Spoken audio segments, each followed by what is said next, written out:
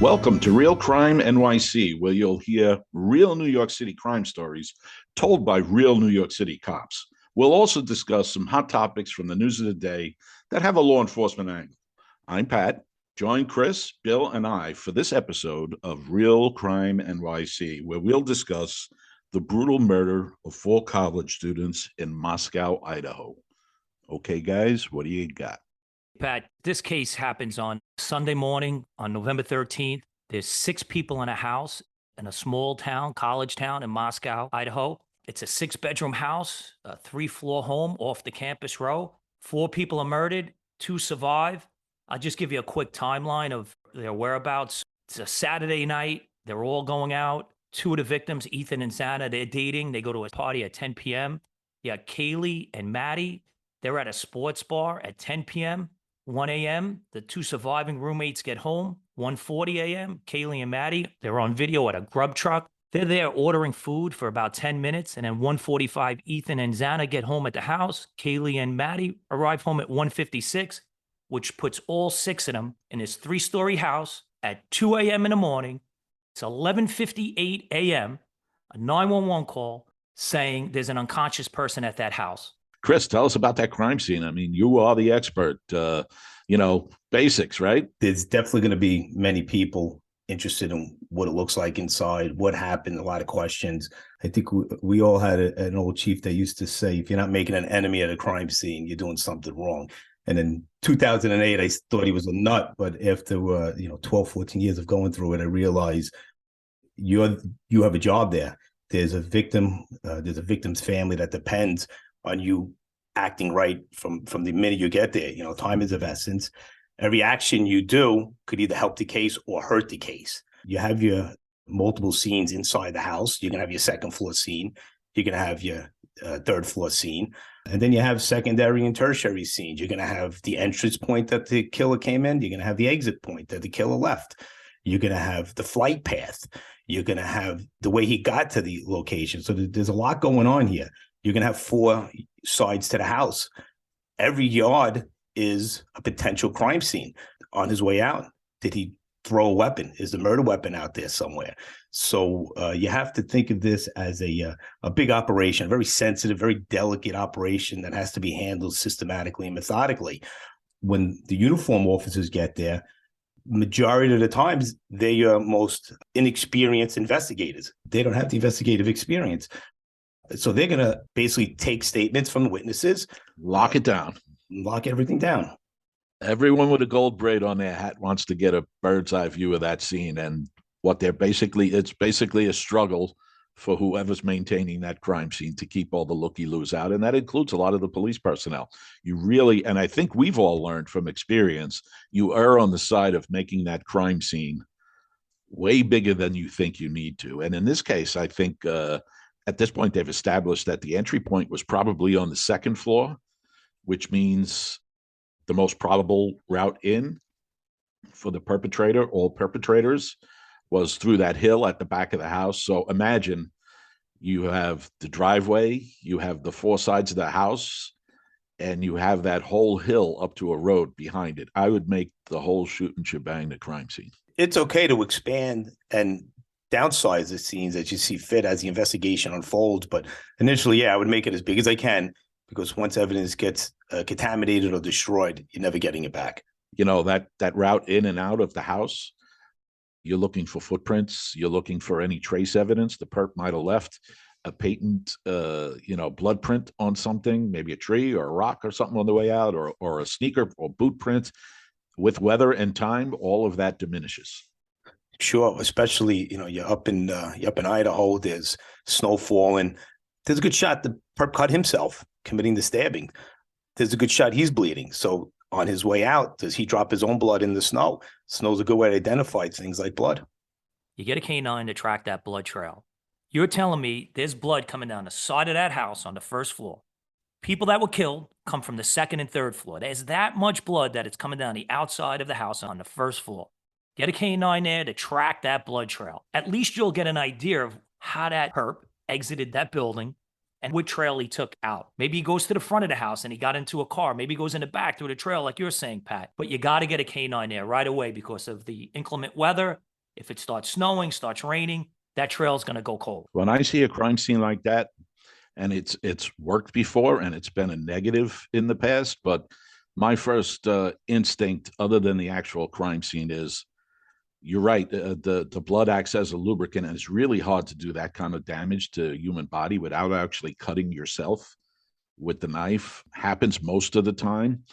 I would send someone right away to the local hospitals and inquire if there's anyone there, looking to get treated for a cuts to their hands or arms. That you might just get lucky, and I'm sure they did that. 4 people were brutally stabbed. I would bet that perp has either a scratch on him from a fingernail or a cut from that knife. How does 4 people get brutally murdered in the middle of the night, stabbed multiple times? It's a violent crime. While he's stabbing them, somebody scratches him. He accidentally cuts himself with his own knife. Got to check every medical facility there is. And when you're speaking to people, everybody should be considered a suspect. You're looking at their arms, you're looking at their neck, you're looking at their face. There's a good chance that he was cut while he was committing these murders.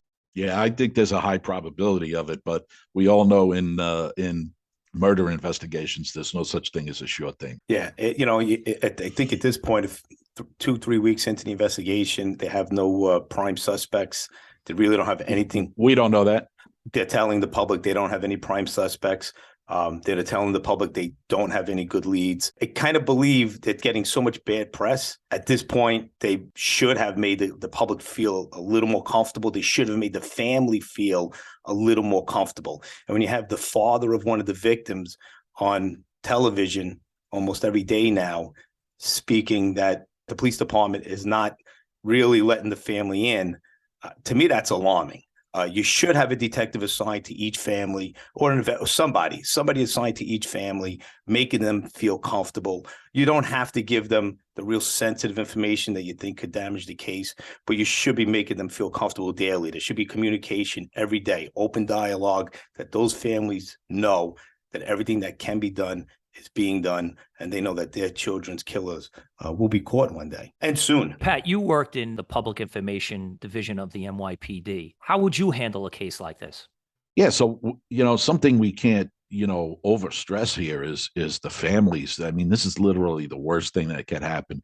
Imagine the mother of these young adults. I want to call them children, but they're not. We're showing our age. But imagine the mothers of these dead kids.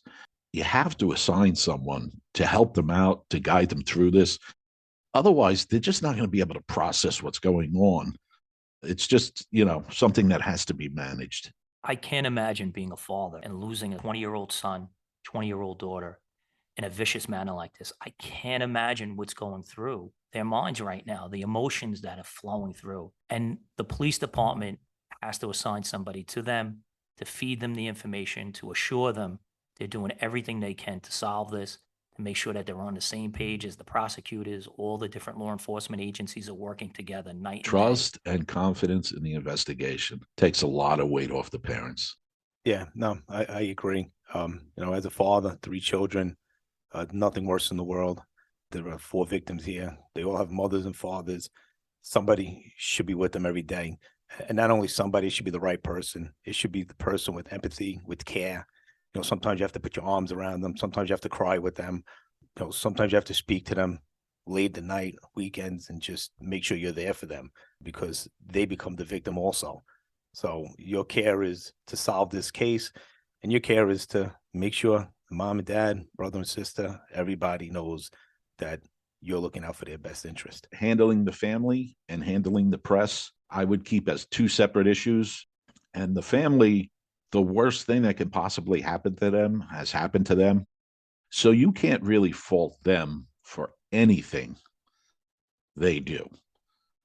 But you can manage their expectations, and you can assign someone to them so that they feel comfortable that they have the most up-to-date information. Now, handling the press is different. So what I've seen in this case is, I guess I would say, a less than sophisticated public information operation. They had to walk back some information that they put, or change some information that they had already put out. That leads the public, and in this case, maybe the family, to not have confidence in the investigation itself. And these days, with everybody subscribing to real crime, and, watching Law and Order, everyone has an opinion on how this investigation should go, but none of them really have the inside baseball of being part of the investigation and knowing what it takes to solve a murder like this. So, Moscow, Idaho PD has 36 employees, including the civilians.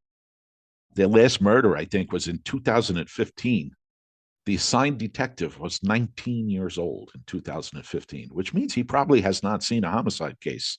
This is his first. So basics, like Chris was saying, lock down the crime scene. Now you know what you have. Call for reinforcements. In this case, that would be the state police, because everything's going to end up at that state police lab anyway. But as far as, the public information operation, there has to be a coordinated and very strategic communications plan in place before a major event happens in your police department. Doing it on the fly is just asking for trouble, and it almost looks like that might have happened here. On the other hand, a small department like that doesn't have a lot of resources, but at the very minimum, they should have someone designated as their public point of contact, their press officer. In the immediacy, there are certain things just by experience you have to do. You have to get in front of the cameras and tell people what has occurred. You have to let them know what you're doing about it. We're here. We have resources here. We are in control of this situation. You also have to alert them to any current present danger, if there is any. And then just let them know that there's going to be more information forthcoming as you could put it out. And if you do that in the beginning, you tamp down a lot of the problems, and people have confidence and trust that you're running an investigation that's worthy of these murders. There's multiple agencies involved. You're going to have to agree on a cooperation almost strategy here. One lead person talking to the press on behalf of everybody. You have to agree which information is going to go out and which is going to be held back. That requires, talking to the detectives, the investigators, and making sure that whatever you're going to say is okay with them. The one thing that's for sure, if you don't tell the story, someone or everyone else will tell that story, and that's going to be a problem for you. And like our old boss used to say, you have to feed the beast. I've seen some of the press briefings that the police chief has done. He's very empathetic. You could see that the Moscow Police Department is working their asses off to try to solve this case. They're working day and night to try to solve it. The investigative entity has to work hand in hand with the prosecutors so that when they're getting up there, they're giving the same message. And a lot of times we would get up at the press briefing with the DA to make sure, hey, this is what we're going to say. And we'd get up there together and say it together. And I think in this case, if they would do that, give the information out, we're all on the same page, we're working together to solve this. But I got to say, I think they're working really hard. I think they're working night and day, but I just don't think it's a small agency. Probably the last murder in it has been 5, 6, 7 years ago. To have a quadruple murder like this in a small college town with 25,000 people, it would overwhelm any agency. So I can remember in the NYPD, I remember a case that we had that was very similar to this one.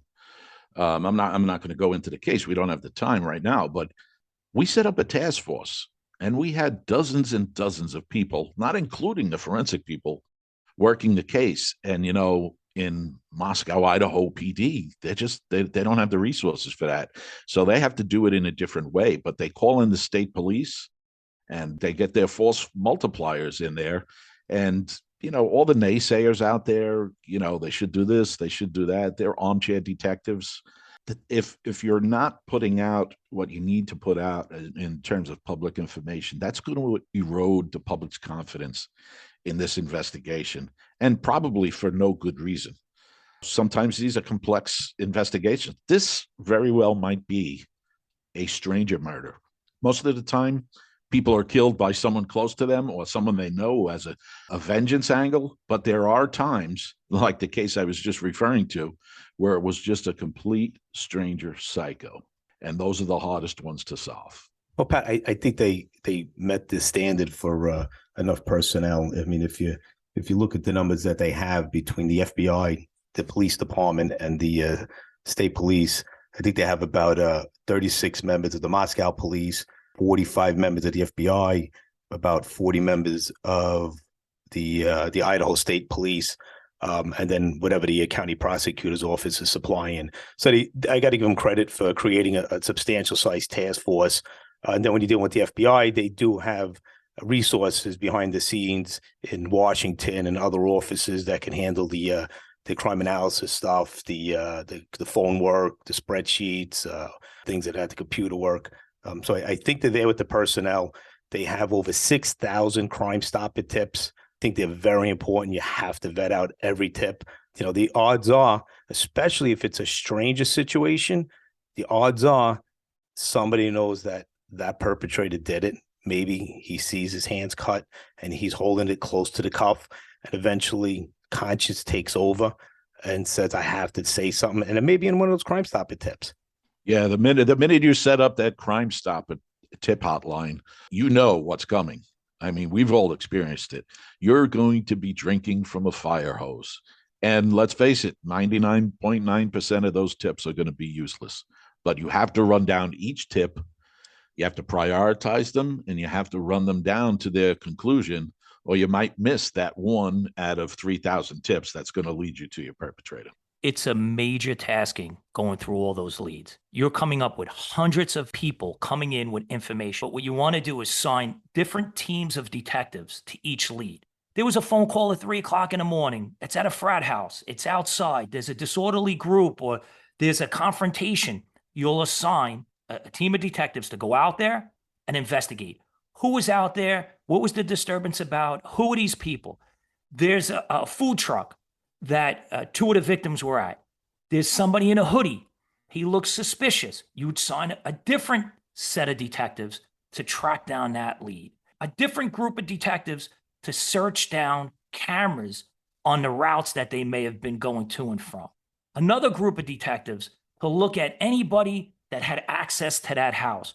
Ex-boyfriends, current boyfriends, anybody. Another group of detectives to go after DNA. There's a lot of blood on that scene. You've got to have somebody collect DNA. Everybody should be considered a suspect, but you're going to need elimination DNA samples. Under the nails, there's going to be multiple DNA profiles. There's going to be partial match profiles. The more DNA profiles that you collect from people that had access to the victims, people that had access to the house, the easier it is for the forensic scientists to now go in and say, hey, we have a partial match here.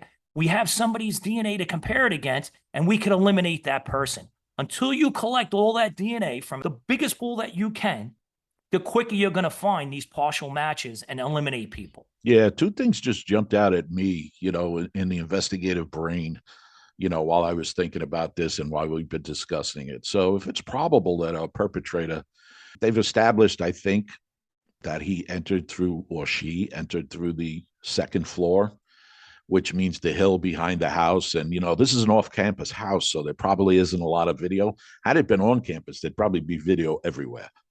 But that leads to, up the hill to a road. That road might very well be the proverbial road to solving this crime, because it might be rural, I don't know.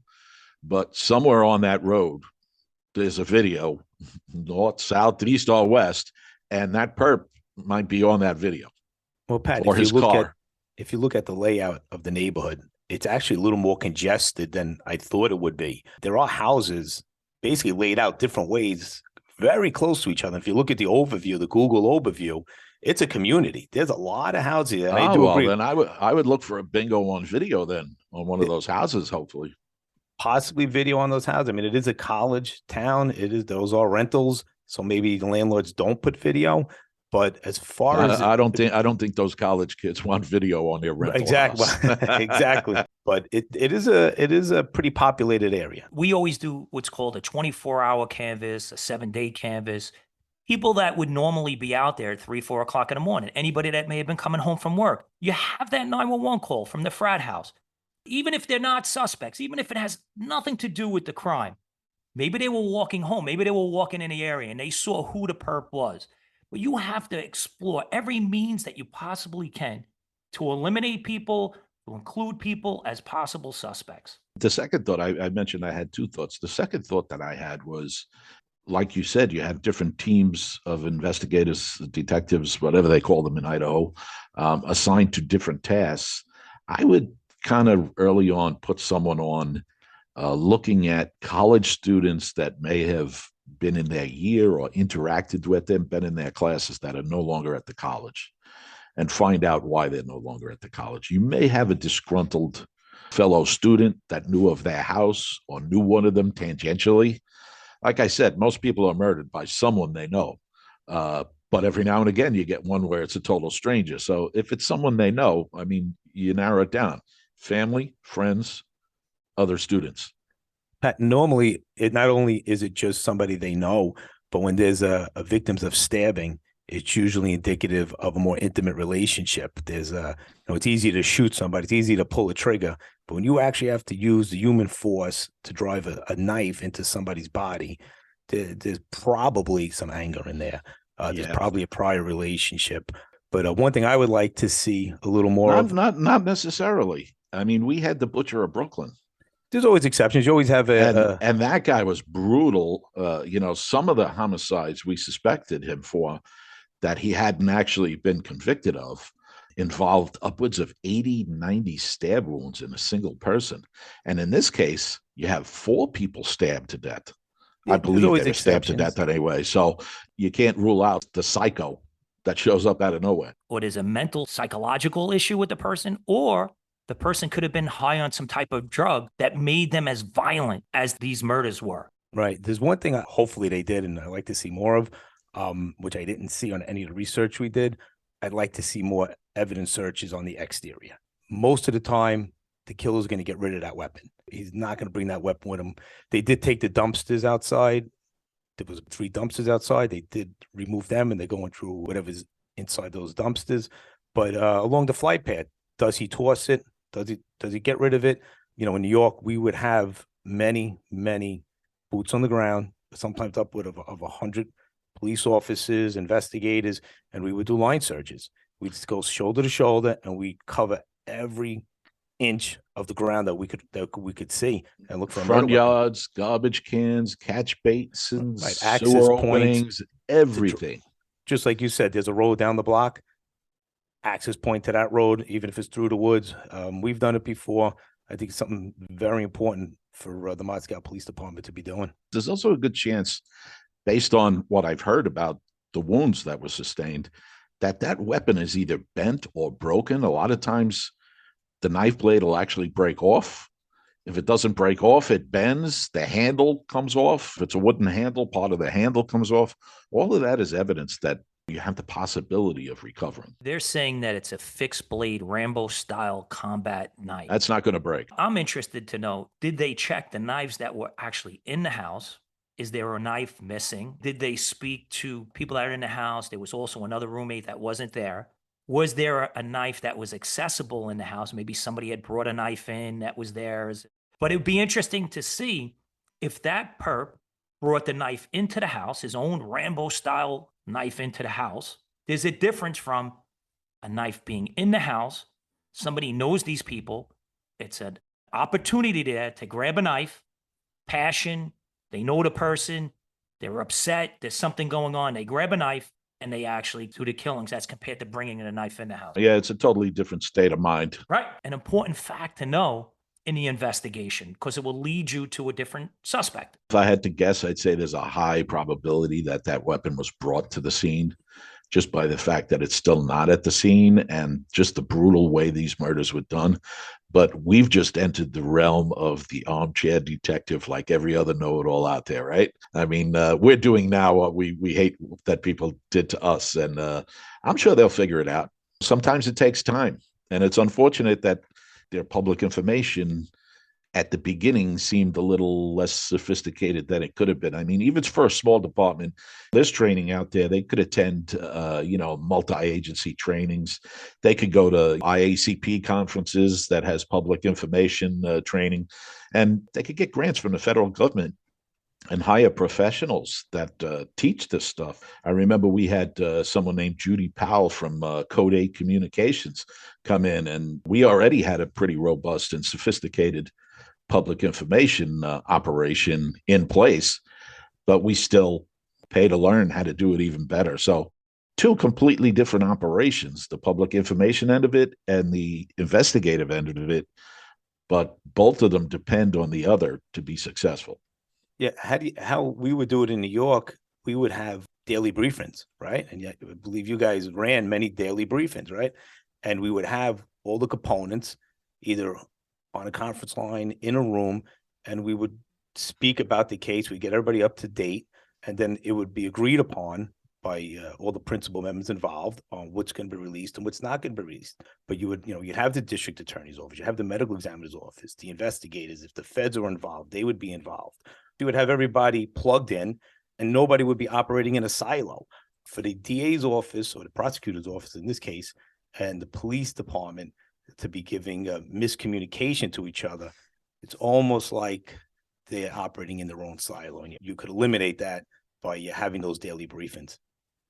Well, that strategic, coordinated plan, you can't come up with that plan once the event has happened. That has to be something you have in place ahead of time.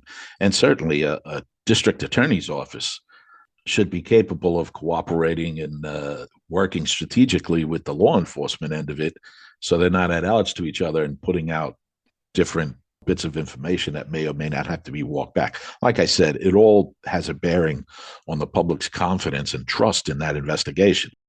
Chris, you mentioned those briefings and they get everyone together. They get everyone on the same page. But you know what the most important part of those briefings were? To have an open mind, to get people's ideas at those briefings. You had a lot of experience, people from all over. They're from different entities within the department. You could have forensic people. You could have investigators. You could have patrol people. You could have people from every realm within the department together. And you're going through the evidence. You're going through the suspects. You're going through the victims. You're going through the case, having an open mind and opening it up to them for different theories of how this could have happened, different theories and different leads to track down. And then you're going through what you've done already. It's important to have an open mind. You don't want to paint yourself into a corner with a theory and then now have to backtrack, because now you're hesitant to backtrack. I don't want to backtrack. I'm still going to go with this.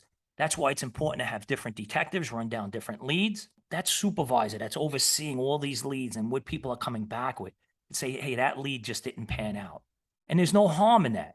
But if you're going to try to paint yourself in a corner, what I've noticed with this case is I think the police are really working hard again. I'll say it again, but I think they're just hesitant to paint themselves in the corner. They don't want to come out and, hey, this is our theory. They already got caught up with the house as a target, the victims as a target, so they had to walk that back. So I'm sure they're going to be cautious now going forward. I think you're 100% right. So that's a bingo there, Bill. I think the two biggest case killers, in my experience, have been ego and not having an open mind to other people's ideas. I mean, you can imagine some people have really big egos, and if someone else came up with an idea that was a good idea, it became a bad idea because they didn't think of it. And that's a case killer. You have to really try to stay away from that. Yeah, so we've covered a lot of ins and outs, a lot of information at this point, and we're kind of running out of time. And we could always come back to this one. I don't think time-wise it's going to be solved in a day or two. So any final thought, guys? Pat, this is a really difficult case for any agency, not alone a small agency like the Moscow Police Department, even with the help of the state police and the FBI. Very, very difficult case to solve. I think they're putting a lot of resources into this investigation, which I commend them for. And they have to keep an open mind. Anybody is a possible suspect in this case, whether they knew the victims, whether it was a random and it was a stranger, whether it was somebody that just came upon them that night and it was a crime of opportunity. But there's no denying it was a very violent murders of multiple people, stabbed multiple times, and they have to have an open mind with anybody as a potential suspect at this point. Yeah, I agree with Billy. I think they're on the right track. I think they have the right people plugged in. Whether you're investigating a murder or any other crime, some of the basic investigative steps all take part in every investigation. So you have the right people, you have enough people. It's a matter of time. There's going to be a lot of phone work for them to go through. They will probably be there one day. We just hope it's more sooner than later for those victims and those victims' families. And it's very unfair to be criticized by people who are not involved in the investigation. But that's one of the realities of modern detective work. You have the internet, you have social media. Everybody has an opinion on what you're doing, and they're almost proud about throwing in their uneducated opinion of this. So, hey, let's shout out to the Moscow, Idaho Police Department. Great work. We know you're going to solve this. And that's the end of our story for today. And that's that. We'll see you when we see you. Join us on the next episode of Real Crime NYC. I'm Pat. I'm Chris. And I'm Bill. We'll see you when we see you.